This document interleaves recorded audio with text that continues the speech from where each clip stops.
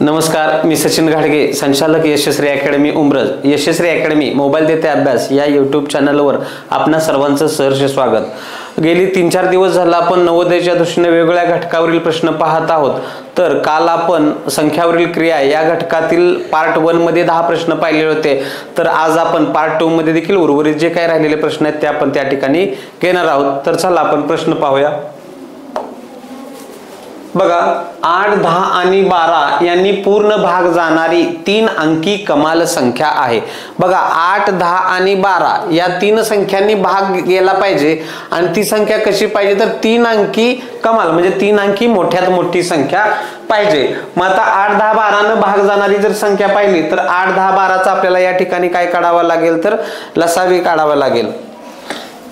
बघा, 8, 10 आणि 12 यांचा लसावी काढावा लागेल आपल्याला. बेचोक 8, बेपंचे 10, बेसख 12. त्यानंतर बेदुनी 4, 5 मूळ संख्या आहे अशी बेत्रिक 6. आता या ठिकाणी इथं खाली राहिलेल्या संख्या फक्त मूळ संख्याच आलेल्या आहेत. त्यामुळं लसावी बरोबर काय तर मसावी गुणिले असामायिक अवयवांचा गुणाकार. मग या ठिकाणी 2 गुणिले 2 गुणिले 2 गुणिले 5 गुणिले 3 बेदुनी 4, 4 दुनी 8, 8 पंचे 40 आणि 4 त्रिक 12, 120.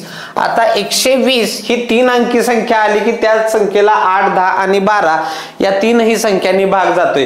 परंतु 120 ही लहानात लहान संख्या आली, आपल्याला मोठ्यात मोठी संख्या पाहिजे. मग 120 च्या पटीत असणारी संख्या तर आपण समजा इकडे 0 नाही असं समजलो, 12चा पाडा जर म्हटला तर आपल्याला मोठ्यात मोठ्या संख्येपर्यंत जातोय. 12 एके 12, 12 एके 12, 12 दुनी 24, 12 त्रिक 36, 12 चौक 48, 12 पंचे 60, 12 सक 72, 12 साती 84, 12 अट्टी 96, 12 नवे 108. आता आपल्याला 3 अंकी संख्या पाहिजेत. आपण या ठिकाणी काय करणार तर प्रत्येक ठिकाणी 0 देणार आहोत का तर 120 च्या पटीतील संख्या आपल्याला काढायच्या होत्या. मग इथं जर आपण 0 दिला तर आपल्याला मोठ्यात मोठी कमाल संख्या काय मिळालेली आहे तर 960 ही संख्या मिळालेली आहे. म्हणून या प्रश्नाचं उत्तर आलं पर्याय क्रमांक 2. चला पुढचा प्रश्न बघा. पुढचा प्रश्न 1,69,390 भागिले 13. आपल्याला 13 न काय करायचं तर 1,69,390 ला भागायचं आहे. 13 एके 13, 13 एके 13, 16 मधून 13 गेले, 3 राहिले, पुढे 39 झालं, 13 त्रिक 39. आता इथं बाकी काहीच राहिलेलं नाही, पुढे 3 आहे की ते 13 पेक्षा लहान आहे म्हणून या ठिकाणी भाग शून्याचा जाईल आणि 3 पुढे बाकी राहील.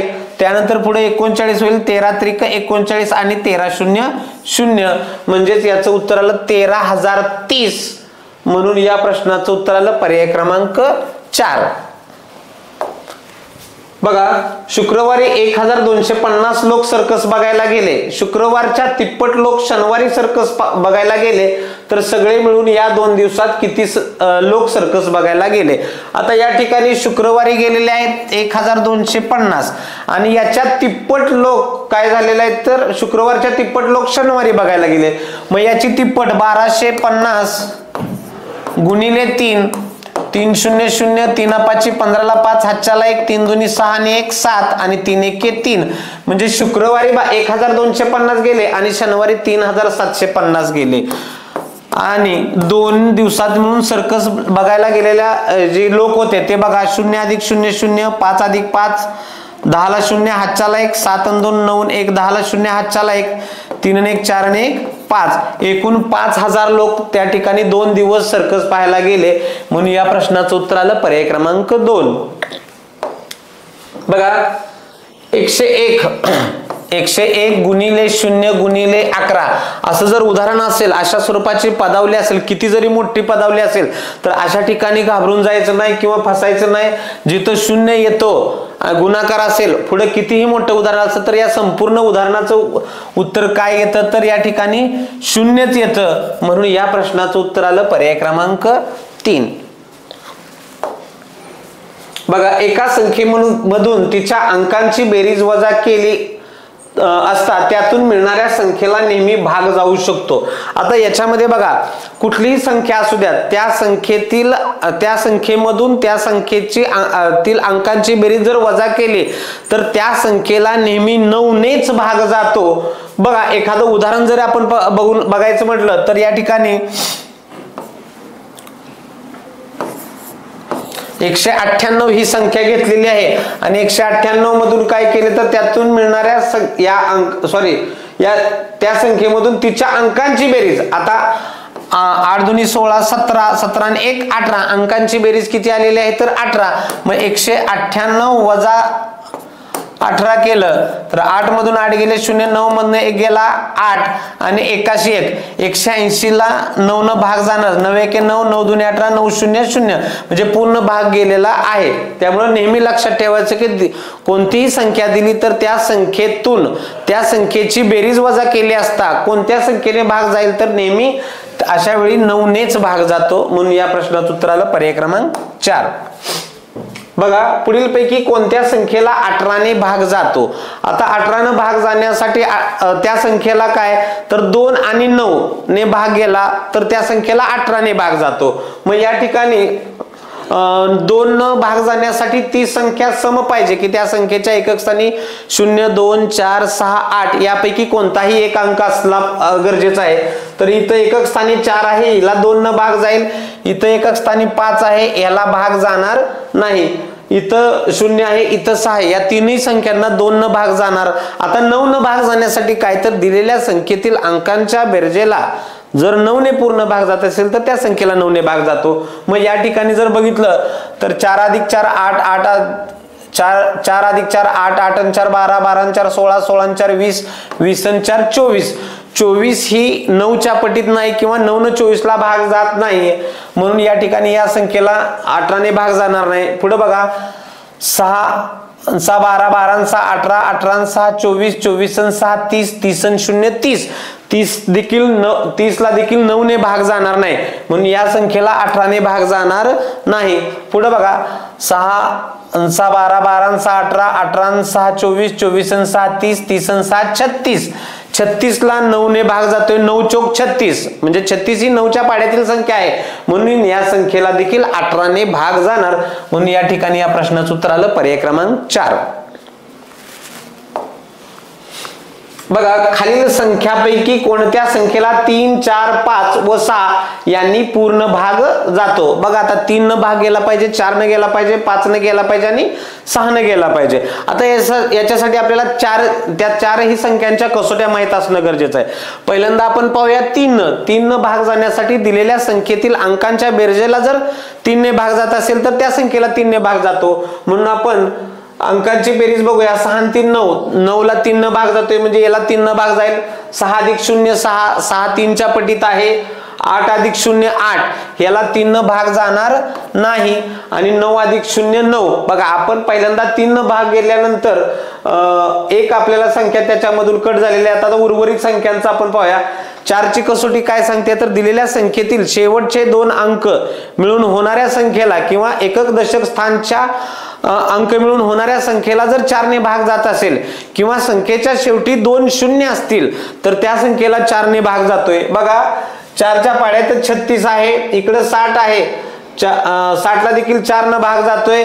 इकडे 90 आहे, 90 ला 4 ने भाग जात नाहीये. म्हणून या ठिकाणी ह्या दोन पैकी कोणतं तरी आपलं एक उत्तर असणार आहे. पुढे बघा 5 ची कसोटी काय सांगते तर दिलेल्या संख्येच्या एकक स्थानी 0 किंवा 5 असेल तर त्या संख्येला 5 ने पूर्ण भाग जातो. तर आता या ठिकाणी दिलेल्या संख्येच्या एकक स्थानी इथं 6 आहे आणि इथं 0 आहे. म्हणून 3 4 5 आता आपल्याला 6 न बघायची पण गरज भासणार नाही. हे 36 कॅन्सल झालं. 60 ही संख्या येईल की 60 या संख्येला 3 4 5 आणि 6 या संख्येने भाग जाईल. बघा पुढचा प्रश्न. 10 कुकरची किंमत 5500 रुपये आहे तर अशा एकूण 42 कुकरची किंमत किती. आता या ठिकाणी आपल्याला 10 कुकरची किंमत किती दिलेली आहे तर 5500. तर अशा आपल्याला एकूण 42 कुकरची किंमत किती आपल्याला विचारली आहे. तर बघा तिरकस गुणाकार करून 42 गुणिले 5500 छेद 10 बरोबर x. x बरोबर काय तर 42 कुकरची किंमत शून्याला शून्य गेला. आता 550 गुणिले 42 ह्या बाजूला करूया. बे शून्य शून्य, बे पंचे 10 ला शून्य, हातच्याला 1, बे पंचे 10 अधिक 1 11. दशकाच्या घरानं गुंतोय म्हणून आपण इथे एक शून्य मांडून घेतला. 4 शून्य शून्य, 4 पंचे 20 ला शून्य, हातच्याले 2, 4 पंचे 20 अधिक 2 22. 0 0 यांची बेरीज बघा. 1 अधिक 0 1, 2 अधिक 1 3 आणि 2 2 23,100. बघा या ठिकाणी 42 कुकरची किंमत किती आलेली आहे तर 23,100. म्हणून या प्रश्नाचं उत्तर आलं पर्याय क्रमांक 1. बघा पर्यायातील कोणत्या संख्येत 6 ने पूर्ण भाग जातो. आता 6 ने भाग जाण्यासाठी त्या संख्येला 6 ची कसोटी काय सांगते की ज्या समसंख्येला 3 ने पूर्ण भाग जातो त्या संख्येला 6 ने निशेष भाग जातो. मग या ठिकाणी समसंख्या दिलेली संख्या सम पाहिजे आणि त्या संख्येला 3 ने भाग गेला पाहिजे. आता ही विषम संख्या आहे त्यामुळे याला 6 ने भाग जाणार नाही. ही पण एकक स्थानी 5 आहे. ही विषम संख्या, याला 6 ने भाग जाणार नाही. आता या ठिकाणी ह्या दोन सम आहेत परंतु त्यापैकी ज्या संख्येला 3 ने भाग जाईल त्या संपूर्ण संख्येला काय होणार आहे तर 6 ने निशेष भाग जाणार आहे.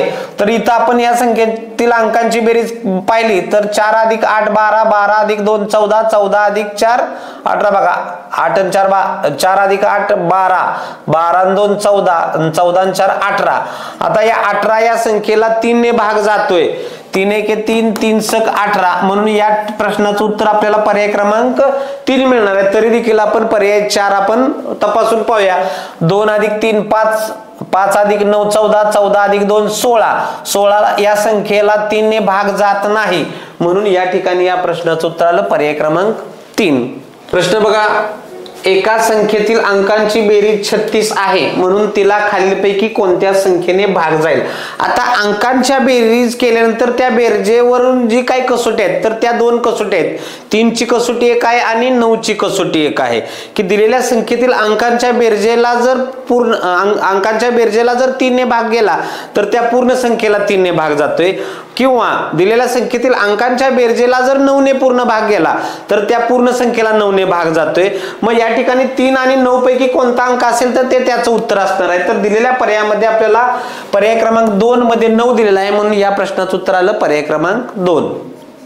बघा आपण आज संख्यावरील क्रिया या घटकातील पार्ट 2 मध्ये आपण या घटकामध्ये विचारले जाणारे किंवा आतापर्यंतच्या बोर्डाच्या परीक्षेला नवोदयच्या परीक्षेला विचारलेले प्रश्न आपण घेतले आहेत. आता उद्यापासून आपण 18 तारखेच्या परीक्षेच्या दृष्टीने दररोज एक म्हणजे 2024 पर्यंत ज्या काही नवोदयच्या परीक्षा झालेल्या आहेत तर त्या परीक्षेमधील दररोज एक प्रश्नपत्रिकेमधील आपण 20 प्रश्न गणितचे घेणार आहोत. तर आपला जे व्हिडिओ आहेत हे व्हिडिओ जर आवडले असतील, घेतलेला भाग जर समजला असेल तर आपल्या व्हिडिओला लाईक करा, शेअर करा आणि सर्वांच्या पर्यंत हा व्हिडिओ पोहोचवा. धन्यवाद.